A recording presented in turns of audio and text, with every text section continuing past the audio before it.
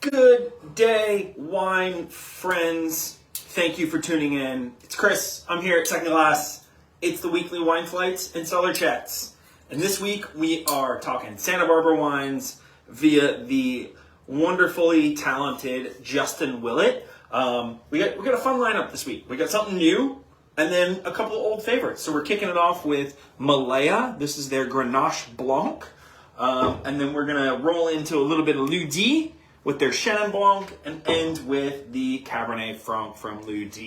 So for those of you who've been on here who've tuned into these before or been to the Second Glass and had the flights, I'm sure you've had Lieu at some point.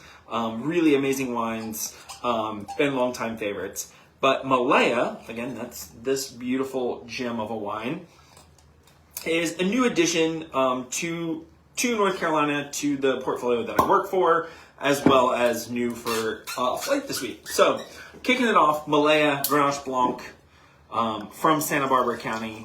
So, Justin Willett is the winemaker at both Lieu and at Mallea, and then also at his own personal project, Tyler Wines.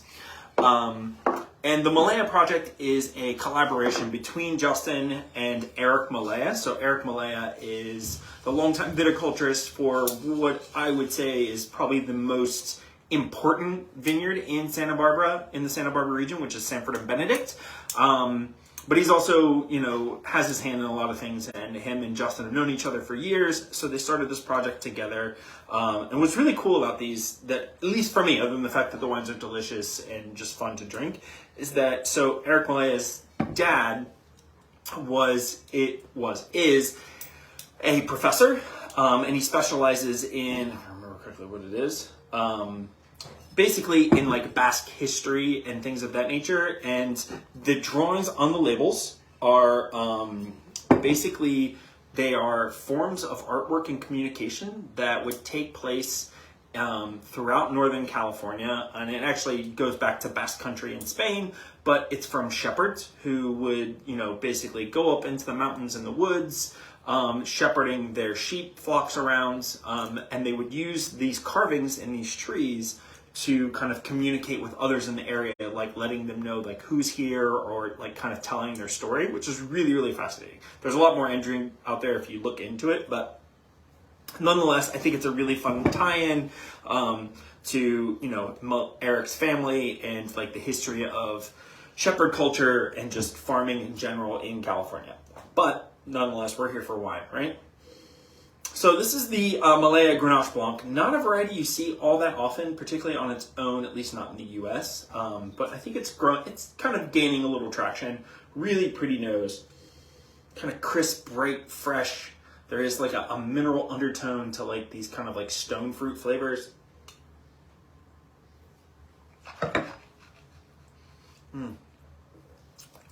Woo. Yes, there's this like really, really pretty like floral textural element that is kind of making me super happy right now. Again, vibrant, fresh. For those of you who like enjoy Sauvignon Blancs, or maybe you bounce back and forth between Sauvignon Blanc and Pinot Grigio, this kind of hits that middle ground of like the vibrancy of a Sauvignon Blanc with sort of like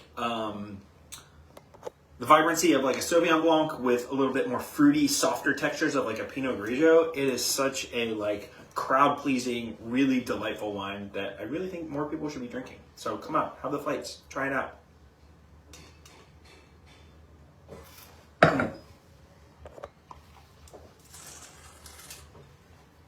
All right, again, that was Mallea Grenache Blanc. Now we're moving into Lieu.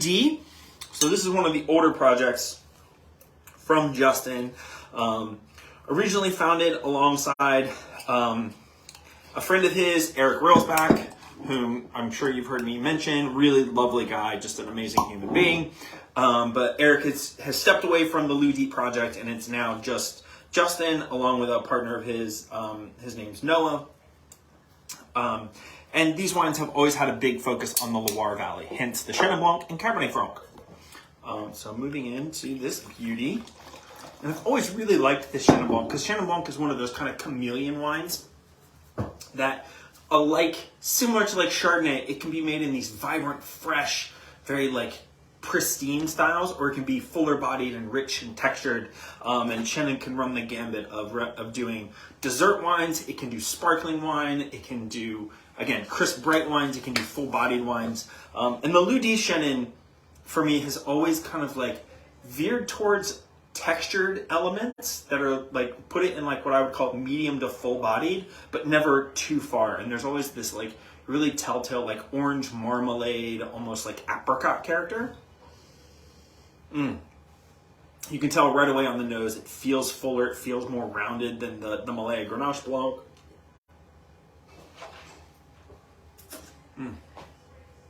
Again, that really pretty like lanolin kind of woolly character that Chenin Blanc is known for. This textural element that, again, I find so appealing. You know, it's got brightness, it's got freshness, but it has like body and weight to it, which makes the wine just a little more complex and a little bit more versatile. It can kind of do a lot of different things. You know, this is that, oftentimes for me, this is like a wine that like, I want people who like Chardonnay, but maybe are really into like stainless steel Chardonnays and Chardonnays that are not so like heavy and oaked. I always like to pour this wine for them because this gives you that body, but it gives you the vibrancy and brightness that like, and kind of like fruit characteristics that maybe you don't always get in Chardonnay, or at least in stainless steel Chardonnays. I'm not knocking on Chardonnay. I mean, I can if you want, but I'm not. Oh my goodness, so good. All right, last but not least, Lieu Cab Franc, fan favorite, always been an excellent wine. This was well before I represented these wines and sold them around town. This was a wine that I really loved turning people onto because I called it like Cabernet Franc gateway. Because Cab Franc is, I mean, it's one of those great varieties that you either really love it or you struggle with it. And I've talked about this before, but the primary reasons that people struggle with Cab Franc is that it can be overly herbaceous, which kind of is a turn off to some people. And the other side of it is I think that still to this day that most people go into Cab Francs expecting them to be bigger and fuller like a Cabernet Sauvignon, and they're really not. The mouthfeel and body is more akin to like a maybe like a Pinot Noir or like a lighter, fresher Grenache. But they have dark fruit characteristics, and they do have an herbaceousness, which all Cabernet grape varieties have. Sauvignon Blanc has them. You know, basically that Cabernet Sauvignon, Cabernet Franc, Sauvignon Blanc family. Which, if you didn't know, Cabernet Sauvignon is a child of a natural crossing between Sauvignon Blanc and Cabernet Franc, and that characteristic is called pyrazines, which gives you this kind of like green bell pepper, jalapeno. It can kind of like come across as like several different flavor profiles, but it's this herbal character. And Cab Franc really has it, in my opinion, the strongest most of the time. It's one of the things that makes it appealing though. On the nose, really pretty, like dense violets, dark berries. There's a subtle green edge to it, but it's not intense. Like it's a very like healthy green edge that just adds complexity but does not overwhelm the nose.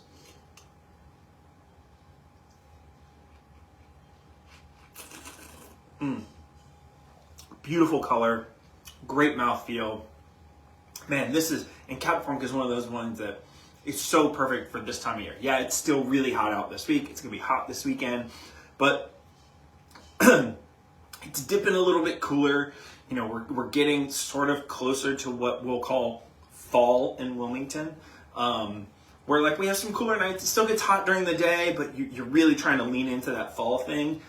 Cab Franc does a lot of that for us. So, excellent wine. Again, here's the quick wrap up. Mallea, Grenache Blanc, really, really lovely, bright, fresh, clean. Moving into Lieu, Chenin Blanc also has a lot of like freshness on it, but some mouthfeel and texture. Rounding out, Lieu, Cab Franc, medium bodied, really beautiful fruit, great for this time of year. Please come out, grab some flights, bring your friends, and if you haven't signed up for and you're interested in, Second Glass is doing the Rosé and Blooms event this weekend, which should be super fun. I'll be here pouring for that, which will be great. So if nothing else, you can come say hi to me and have some really delicious rosés and taste the gambit of rosé, because as I've talked about, it's not just one style, it's a whole category. So otherwise, be safe. See you next time.